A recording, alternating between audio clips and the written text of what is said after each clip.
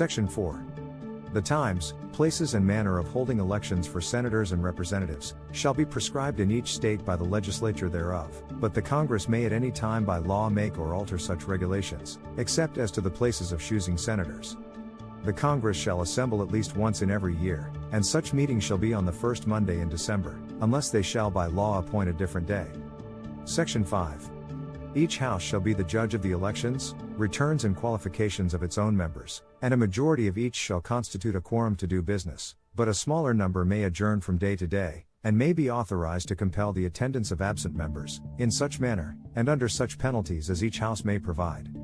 Each house may determine the rules of its proceedings, punish its members for disorderly behavior, and, with the concurrence of 2/3, expel a member.